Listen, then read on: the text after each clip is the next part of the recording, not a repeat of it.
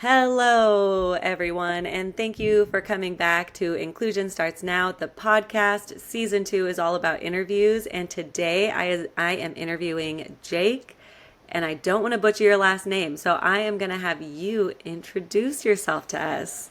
Smith. Just kidding, it's hiking. Backwards, it actually spells out necktie.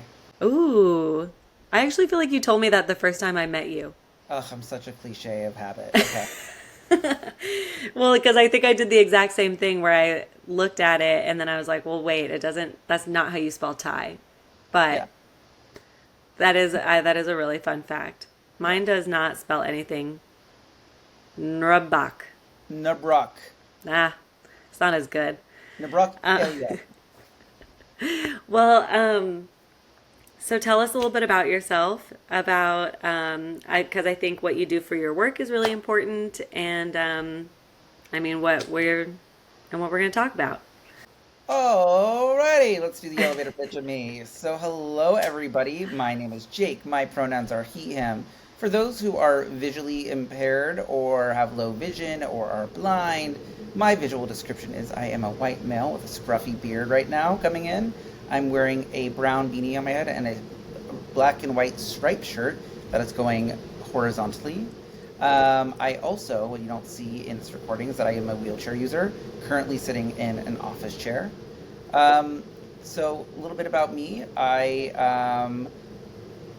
Well, before we get into like that part, I run diversity and inclusion for a biotech genetic engineering company based in Boston. I live in New York. But I've also been working in DEI and big tech for over a decade. I've been at organizations like Airbnb, Snapchat, consulted at, well, no, worked at Lyft, consulted at bunch of organizations. And so, yeah, that's the work that I do, making sure that we can create equitable opportunities for people in the organizations that I support. What also, going back to the wheelchair, I was born with, at the time, an undiagnosed muscular condition. I got a diagnosis when I was 28 years old. I also have another disease called Gaucher's disease. I also have ADHD. I have family members with disabilities, including Parkinson's, Alzheimer's, manic bipolar, mental health, all the things. I personally, with everything that I've been through, have experienced anxiety and depression.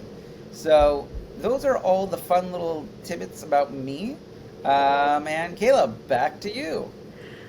I love it. Thank you so much, and thank you for doing the visual description. Uh, I used to work in the deafblind community, and that was something that we like regularly did on all of our meetings because there was just a wide range of employees that were deaf or hard of hearing, blind, low vision, a mix of the two, and it was really helpful for just everyone that like before we spoke we would say like this is Kayla and then you'd speak, and that was for either like braille transcribers or people interpreting because they couldn't always hear our voice or see who's talking, and so everything was able to be like said to them. So then which was also great that they were so, like everyone was so good at remembering all the names, Mm-hmm. because I do not do that. I am so horrible with names because I'm just like looking at the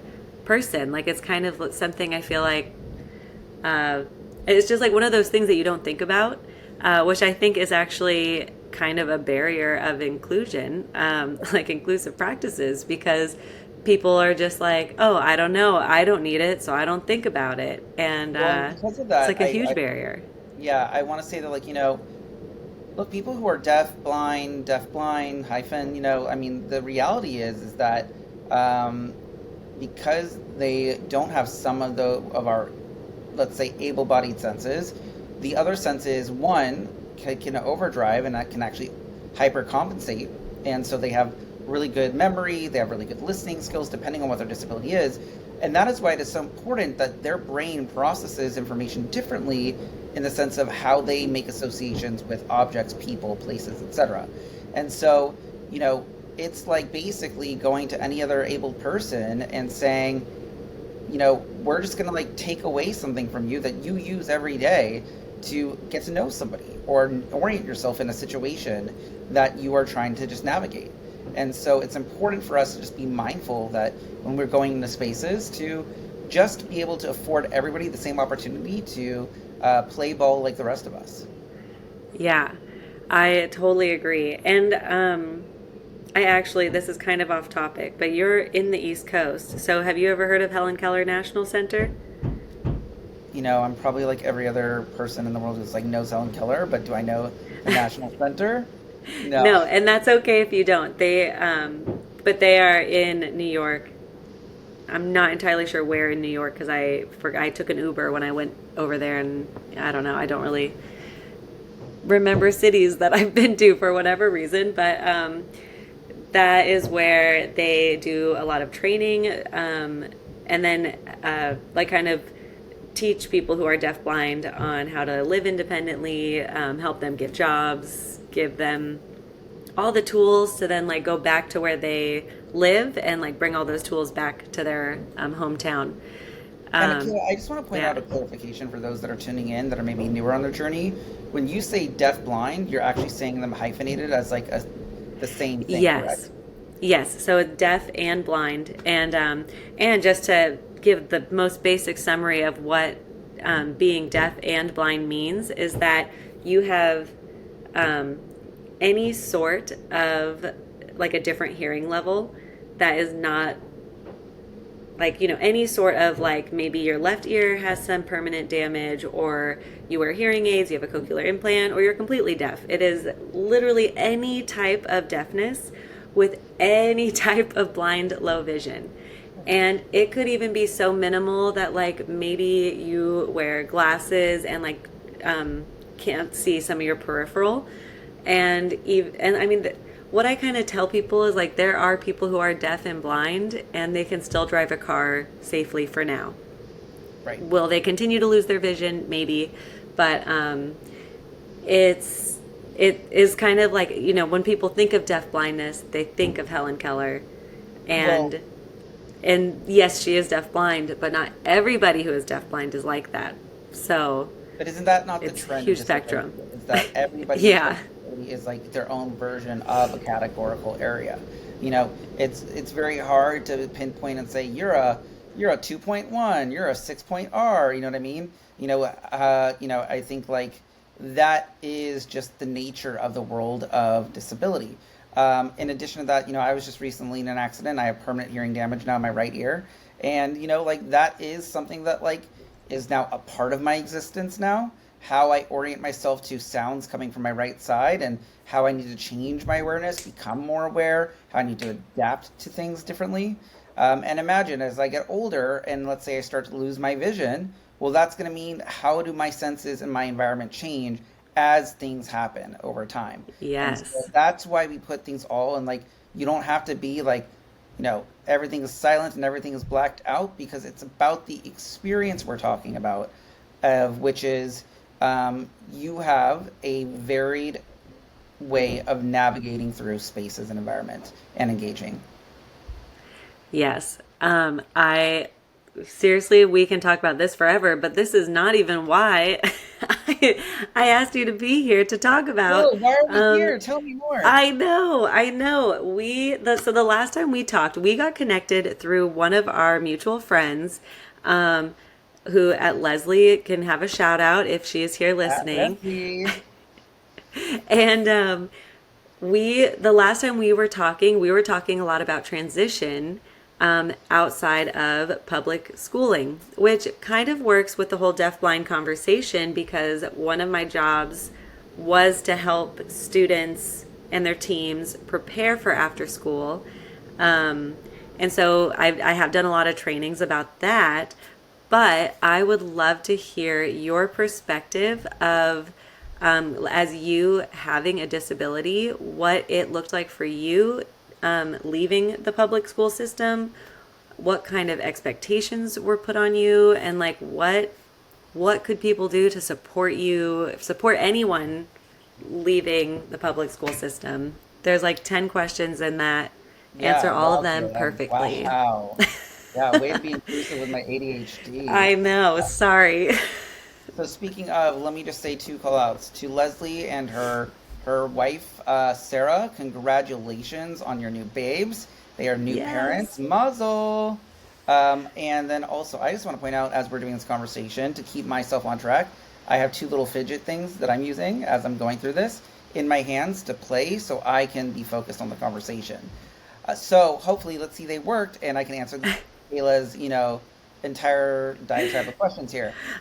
I So know. We'll do one at a time. One at a Yes. time. So growing up, before I was in a wheelchair, which started around 13, I was in grade school, and I always had weakness. And so with that came, my experience was different. How I played on the playground, how I, was the things I needed for physical therapy, the ways that I, moved or did things. Did I need assistance doing things?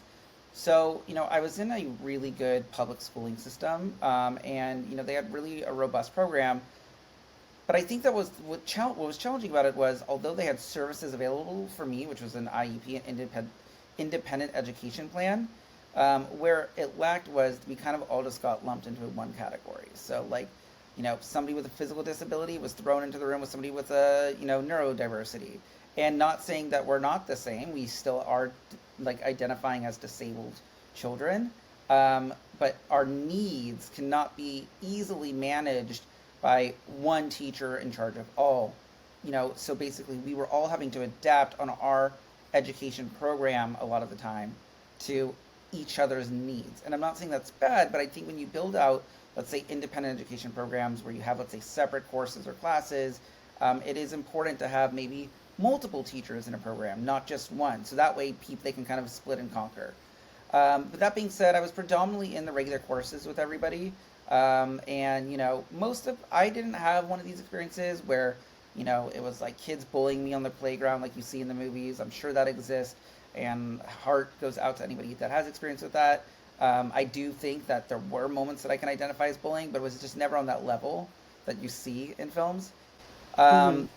Being also a gay kid, I was hanging out with all the girls, and I think girls are just taught in society to be more empathetic, and show emotion and understanding and acknowledgement of people. They can also be taught the opposite too. I mean, but let's be real. But that's another conversation about gender norms of what we teach and don't teach. But yeah, so I did that. Then I went into seventh grade. When I was in seventh grade, after seventh grade, I was losing the ability to walk. I grew 11 inches in seventh grade. My muscles weren't keeping up. I was really starting to struggle my movement. And then 2 weeks before eighth grade, I broke my leg playing around at my friend's house, and that started the onset of needing a wheelchair. I went to my freshman year in a public high school, a very famous public high school, and I went from average size grade schools to you know my high school was 4,000 people, and I was one of 1,000 in my grade, and so they were just not able. They were great with athletics, they were great with specialty programs, but like when it came to like disabilities, no. And so there were times where I would get sick, but it would take a bigger toll on me, and I would miss more school than the average person with a cold.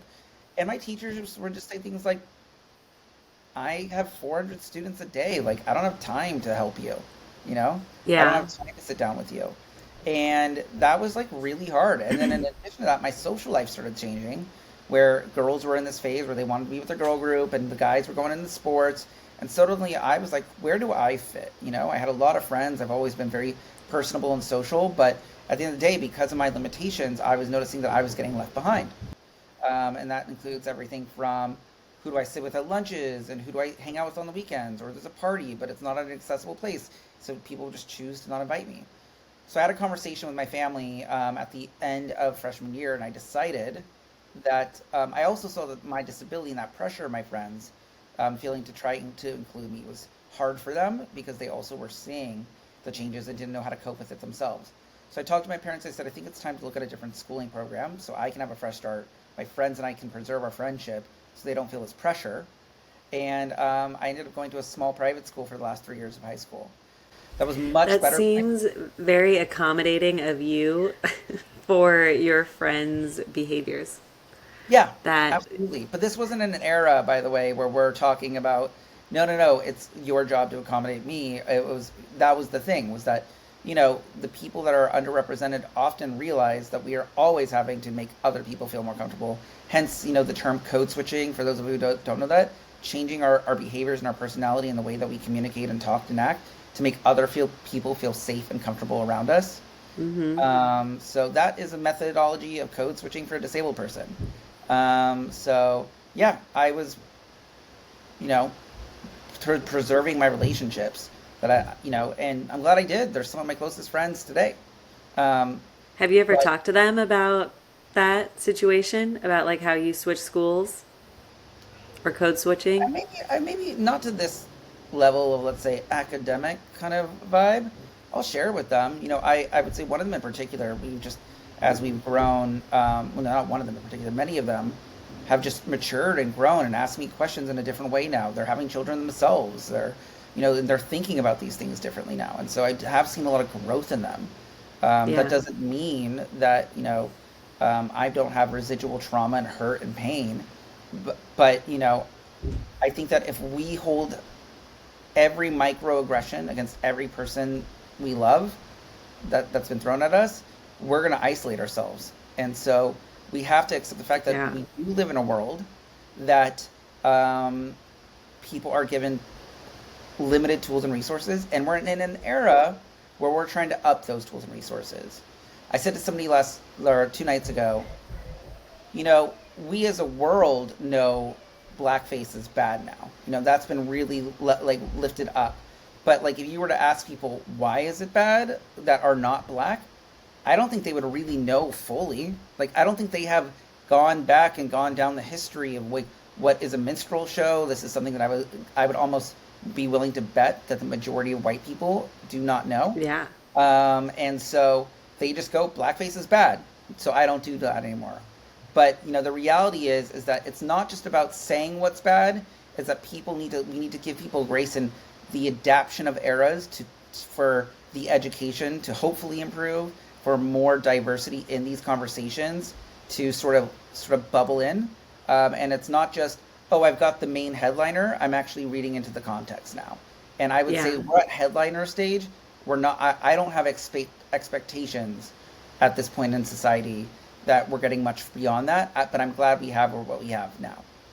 Yeah, I definitely think there's some improving, but I do think it takes a lot for parents and teachers or just adults in general to be focusing on this when educating their children. And I mean, of course, because I'm an inclusion specialist is my title. Of course, it's something that we think about and work on in our house more than I would assume most people would. But it's something that I just think is so important to educate. And when people ask me, they're like, we saw a person in a wheelchair and my kid asked a question and I was so embarrassed, I didn't know what to do or something. And it was like, you could have had a book with a kid using a wheelchair. Such an easy thing to do. There are so many books out there now of so many different disabilities. And it's not something you have to like really, you don't have to like pull it out every day and be like, this is a wheelchair, this is okay. But like casually reading books to your kids and so easily being like, oh, do you know what that's called? Like, that's called a wheelchair. Yeah, some Yeah. people need them to get around. Like, can they still play? Of course they can. Like, and maybe the next time you read the book, you don't even talk about it because you don't have to make it this huge, like, focus every time. But it's just like having diversity even within the house. I mean, me and my husband, we are straight, cisgender, white people with a boy and a girl, for now, two white kids, as of now, no disabilities. And so we try so hard to have things in our house that don't look like us. Like watching shows with Absolutely. diversity, having books with diversity. I mean, having friends with diversity, but like, I can't like force myself to be friends with someone just because of Yeah, who well, they and are. that's the But thing, though, right? Is that, look, also people tend to say, well, look, I am Asian, I am Hispanic, or I am white, or I am disabled. People tend to gravitate towards people where they feel safety in numbers, and so it is hard. We're not in a place where everybody just has this sitcom life where we're like we've casted a role for each person, Yeah. so I think, we're not perfect, but I think that, having an awareness of who we are when we are in the realm, exposing ourselves to more, challenging ourselves to sit in discomfort and to have these conversations. Two things you brought up, or that I'll comment on, is yeah, I've had two times in my life, and one just happened a couple weeks ago, where a kid was pointing at me and said, "Mommy, what's that?" And the mother says to the kid, "Hey, we don't look at people and point, but you want to go introduce yourself and see if we can have a conversation?" And the mom walks up to me, and they see that I'm noticing, and so the kid walks up to me and goes, "Hi, my name is so and so. I walk. Can I ask you what that is?" And I go, "Yes, you may. Thanks for asking. That's very sweet and very, respectful." And I give them an explanation for a kid their age, and I always make sure to tell the mother, "Thank you for giving me agency as a human being, and teaching your daughter that it's okay to approach a conversation that will be different for you, and having that dialogue, and not being embarrassed to say, I don't know what this is, and I would like Mm-hmm. to go on my journey to understand." There's other things that happen, that I think about, which is, to your point, like, does this mean, like, oh, somebody's going to listen to me like, "Oh my gosh, I want to hang out with Jake, that white guy, and I identify as something different"? No, I'm not expecting anybody who's listening that doesn't identify with my identities to say, "He seems cool, I'm going to reach out and hang." But if you are interested, hey, reach out and hang. I'm a friendly guy. But, like, I understand and respect that everybody has their space and their zone, but we still want to do what we're doing, by recognizing if opportunity to expand our communities evolves. Like, I want to be prepared to not have to put the onus on everybody to say, "Oh, you're a new type of friend for me, and I haven't done anything. Can you give me all the education?" Mm-hmm. And there's things that, like I said, we have to give people grace and where they are on their journeys and where they aren't. An example of things that happened to me in grade school, despite going to private school, then you're having wealthy parents, in private school that are teaching their kids the wrong things. And for instance, my senior year of high school, there was a senior trip where we were all supposed to travel for 6 weeks, and the parents petitioned for me not to be allowed to go on the trip because they thought it would impact their child's experience. Now, to this Wow. day, I don't know, and I'm actually hoping to find out actually soon because I reconnected with somebody who might know the answer to that. But the point of this is that this is what my friends were taught. That doesn't make my friends bad people. This is the Yeah. teachers that were their teachers, their parents that were adults that had their children's positions in mind, and there was this sense of, I'm here to protect my child to give them the best experience at the peril of somebody else's experience. And so, in one side, you're like, "Whoa, those are great parents. They're willing to do anything for their kid." But also, oh my God, those are bad people. They were willing to ruin a young kid's experience and not be inclusive. Did you end So, up going? yeah, I ended up going, but there was a lot of caveats. I had to bring somebody else that I, was originally asked to pay for myself, so double the price, which Oh that my person very gosh. kindly offered to pay themselves. That person and I are still very close to this day. It was one of my other friends on the trip, their father. And so my friend had to adapt to the fact that their father had to go on our senior class trip. And I'm really curious because, like, with my friends, like I said, I don't hold anything against them, but I'm hurt Yeah. by actions involving them. And and I don't think, because so much time has passed, they don't think about that day to day. But I think about, in every engagement I have with any new Yeah. relationship I build, who's going to ask me to sit out, you know?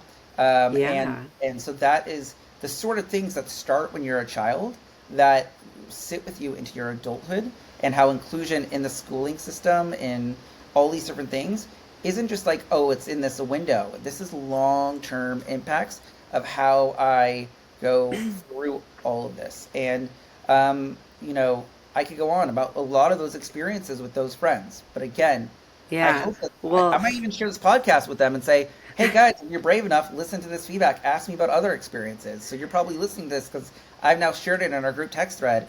And let's just say, if you're brave, I'm expecting you to reach out. I love Heyo. that. Good. You want to do any names? Really, just call people out right now? No, I'm kidding. Don't do Yeah, that. so let's talk about Um, this motherfucker. No, no. Look, they're all, like, literally, they're some of my best friends to this day. I love yeah. Jesus. And I No, that's see great. And that, I the mean, growth that's in such a that great as young example. parents. That's such a great example of how much our parents influence. Because, yeah, I mean, whenever people even like say things on social media or like say really mean things about inclusion or disabilities, I really come at it as from like, you just don't know yet. Like, you are here and you're like, you're saying something really mean, but you just like do not understand that like disabled people are people. Yeah. And they have any right as we all do to be able to access their community. Well, I just think And it's funny actually, because we're all going to become disabled at some point of our lives, right? It's yes. a Oh, I conversation yeah. where our parents are aging, our siblings are aging, our children are going to age, ourselves, so it's like very funny that people are just like, don't want to touch this because I'm just like, you do know this is a conversation about you. You shouldn't be Yeah. motivated because of that. Like, you should be intrinsically motivated. I think it's like it's the only minority group that like everyone will someday be a part of. Yep, exactly. And it's just like mind blowing that Did I give you people that like line? Yeah. I it was from some other person. Damn it. It was a I say it all the video, time. but I feel like I feel like you would say that line. So because of all this, what was like your expectation? Like, so what was the school's expectation for you? Like towards the end of high school, were they like okay? Do you feel like they were treating you the same of like what colleges do you want to go to? Are you going to travel? Like, were they putting that on you at all, or your parents, or That's anyone a really? yes. That's a yes and no and. There were a lot of things. I did get special treatment. They really looked out for me in a lot of ways, but almost like coddled me to some degree. Like the big joke was Jake was never in class because he could go hang out in the nurse's room or could hang out with the staff, because I am a social guy and I was going through some real things. I got a false diagnosis in high school, right? They thought I was gonna be game over by 18. And so, Oh wow. I was really much coddled, and I think that was their idea of like, well, looks like he's gonna die, so let's just let him live his life.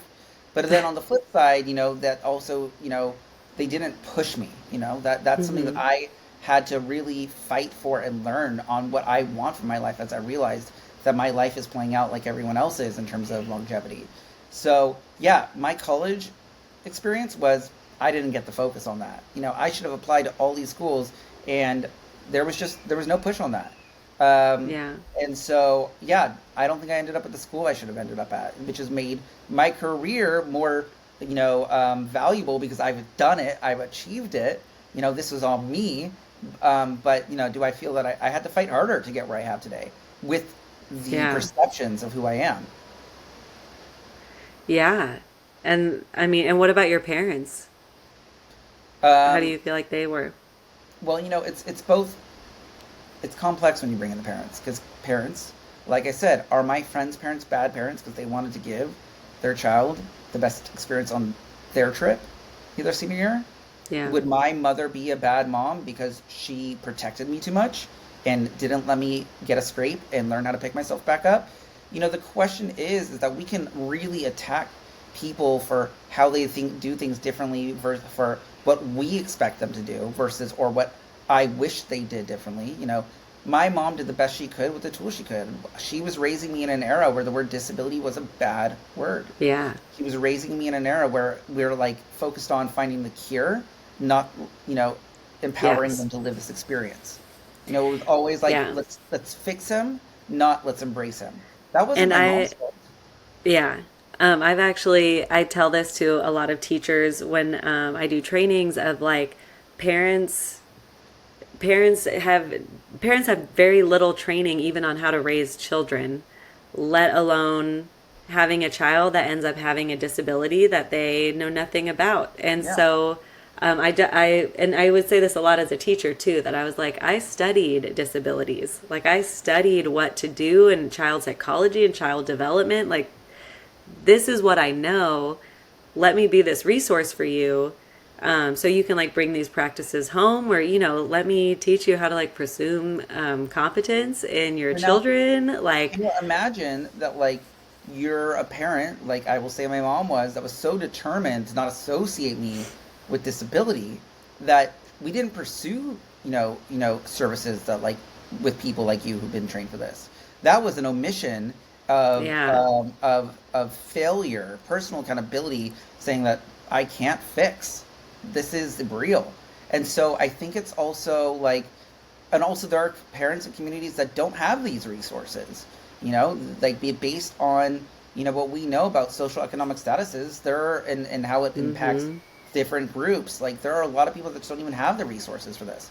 So a lot, I would say a large majority of parents are actually going into this, for lack of a better word, blind, and just stuck to their own vices of just like, what do they know, and what they know is how we've always talked about it, which Yeah. is why it's so important to say, if you heard this today and you're like, oh my goodness, I know my friend, is navigating that with their child. Let me share this podcast. Yeah. Yeah. I mean, I think it's just, people, there's like a lot of history about how, there people with disabilities were first told to like get put into homes.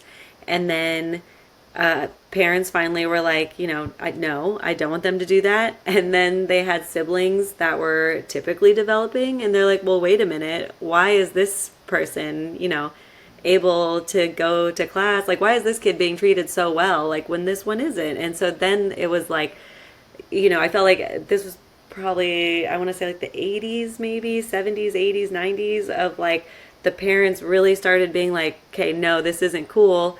And then I feel like today, all of those children have now grown up and they're like these self advocates who are like, you know, like using their voice to be like, hey, I'm a person. Like, just because I have a disability doesn't mean I'm not like capable of like being here and being a part of this community. A product of the philanthropy generation. You want to help a kid Yeah. with disability, bring them to Disneyland with this little weekend long camp. And a lot of disabled kids are really bitter because what ends up happening is you're looked at as a good cause, and the moment you grow up and you have to do transition into being an independent person, guess what? You're thrown to the curb. You're no longer cute and adorable for fundraising dollars. And so Mm-hmm. what happens is all these kids feel so special because they're told they're so special, they're so inspiring. And then the moment they're adults, we now have to go into the world, and we're totally fucked. And we're angry. We're like, I am figuring this out on my own, and guess what? Now my parents are dying. My parents have their own disabilities, and I'm having to now care for them and navigate how to what it's like to date in the gay vein community and build a career, you know? So Yeah. I'm just like, you know, fuck the philanthropy era because transitions is real. So you have a lot of disabled kids that are voices in this now because they're disabled adults, Mm-hmm. and are realized that they were actually underserved based on how society was looking at them as cute, inspirational, poster children for a campaign versus that they're individuals, they're people. They have Yeah. a need to have des- desires professionally, sexually, just humanness, just agency was just stripped from them. I'm pretty sure we can talk for literally hours about Mm. every subject, so much more. But I do try to keep these about 30 minutes. So we are going to just do one more question of for any just adults listening to this, parents, teachers, or your friends, like if you could tell someone what we could do for our future generations, what would it be? Oh man, I'm gonna give something that's so gross. I'm gonna use like this like businessy sort of thing where engineers do something called the five whys, and Okay. you have a goal, like, and let's use the situation of disability here. I want Jake to be independent, when he's an adult, and then you go, okay, that's the goal. So then you go, the first why. Why do I want Jake independent when he's an adult? I want Jake to be independent as an adult because I want him to be able to survive on his own. Why do you want Jake to survive on his own? I want Jake to survive on his own because he will not always have people and resources to be able to help him. Why will Jake not always have people and resources to help him? Because, and you go down this list 5 times, and the goal when you ask why 5 times, but why to the latter half of the last learning, you get down to a basic core function, which is, um, maybe what you need to look at to start fixing. Yeah. And so what I want to encourage people to do is to ask why and say after that, what more? And so Yeah. you have a lot of the disability industry right now is all really focused on you know legislation and what is the bare minimum. Yeah. And so I want people to look at this of I don't want to like you're going to hit the ceiling very fast. I want this individual, I want people with disabilities to have not the minimum, but I want them to have equitable, equal access to a life of happiness and opportunity. And so ask why and ask what more. I love that. And I've never heard that. That's like an engineer thing. Yeah, Is that what you were saying? yeah, I will, like, I have been in education all my life. So I seriously only know education, and I love hearing about like what other what other jobs do, because I would always tell people, I'm like, I can show you a picture schedule of what I did all day. Like, I do not understand what other people do that make them so busy. They're just like yeah. always doing emails and meetings, but And I did this conversation the sounds other day. great. We have to be critical thinkers. Yeah. We have to be willing to not just listen to sound bites in social media, or which is in like relationships to disabilities, coming back here, is dictating what people want to think of us as. And so ask questions when you see something, hear something, or are presented with something. Yeah. I was going to ask you, do you go to therapy? Because this feels like a very healthy way of just, I mean, anything going on in our world. Like, it is really hard for me when people have just like these really strong opinions that no one can change their mind. And I'm like, I think like that's not, we should always be rethinking. We should always thinking why is it like this? What more can we be doing? Like, it's never this one and done thing. Yeah. So to And answer this that just question, feels very I therapeutic. yeah. No, to answer your question, fun fact, in July there will be another podcast that I will be on, actually with my former therapist, about helping Oh, men navigate how to start pursuing their own mental health. oh Um, my God, that sounds so good. yeah, so that I'll give a plug there too. Um, Yeah. Oh and yeah, do all your plugs right now. oh well, I actually need the name of that, but we'll put it in the description Yes. of Send it this. to me and I will add it in there. Yes, but my social media is I rolled up like this. Feel free to Love it. follow me, reach out, and all that. I think that, also just a plug for mental health. Yeah, I've been in therapy since I was 4 years old. So I think there's a Love it. reason, that I have really good tools. And I think there's a reason my former therapist was sort of like, I don't know if you need me. I actually want you for a podcast kind of thing. Uh, so I think that, I just utilize them as a place like, I just need to vent, like that was just it. And that's where I am because I have built really now for over 30 years the skills and the tools to navigate this. And people are always telling me I should have been a therapist. My problem is that I want to tell people what to do. I don't have patience. Yeah, So oh, I get yeah, that. I yeah. love therapy. It's the best. Okay, well, we are going to end. Thank you, everyone who came. I will make sure to put everything at the bottom in the description. Inclusion starts with you, and we all just want to help. So have a great day. Thank you, everyone. Thank you, everybody.